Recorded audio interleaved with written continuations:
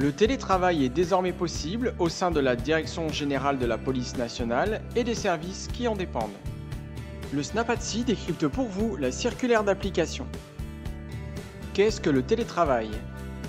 Le télétravail est une organisation du travail à distance qui nécessite l'utilisation des nouvelles technologies de l'information et de la communication. Il s'organise au domicile de l'agent ou en télécentre, au maximum 3 jours par semaine.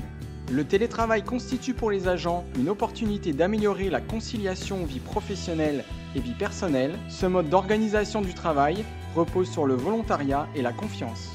Qui est concerné par le télétravail?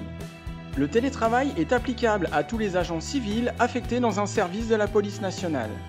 Les personnels administratifs, techniques et scientifiques, les ouvriers d'État, les personnels actifs, les contractuels non soumis au tutorat.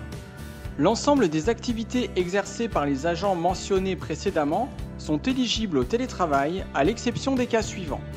Les activités opérationnelles, les activités de représentation de l'État, les activités qui nécessitent d'assurer un accueil physique ou téléphonique du public ou des agents, les activités liées à l'accomplissement de travaux portant sur des documents confidentiels ou comportant des données à caractère sensible, les activités portant sur l'accomplissement de travaux nécessitant l'utilisation de logiciels ou applications faisant l'objet de restrictions, l'accomplissement de travaux nécessitant le déplacement sur un autre lieu que le lieu du travail habituel.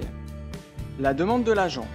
L'agent formule sa demande à bénéficier du télétravail par écrit auprès de son chef de service, après avis de son supérieur hiérarchique direct, notamment sur la compatibilité de la demande avec l'intérêt du service.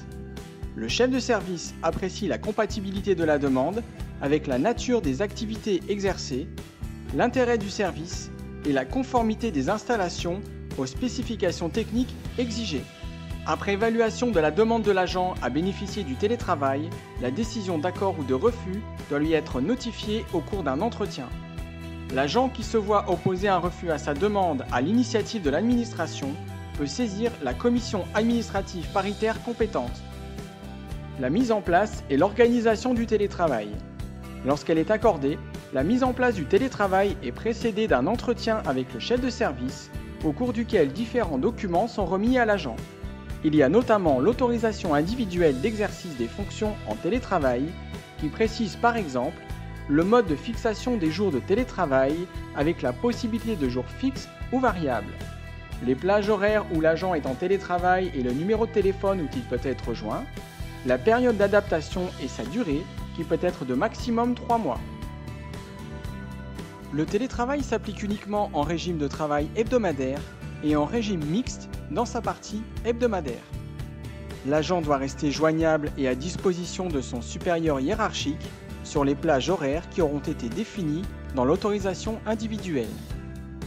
Le service de l'agent prend en charge le coût des matériels et des logiciels mis à sa disposition, ainsi que la maintenance de ceux-ci, et, selon les nécessités, d'un téléphone de service. L'abonnement Internet reste à la charge de l'agent. Pour plus d'informations, nous vous invitons à consulter notre Snap News sur le télétravail, consultable sur notre site Internet.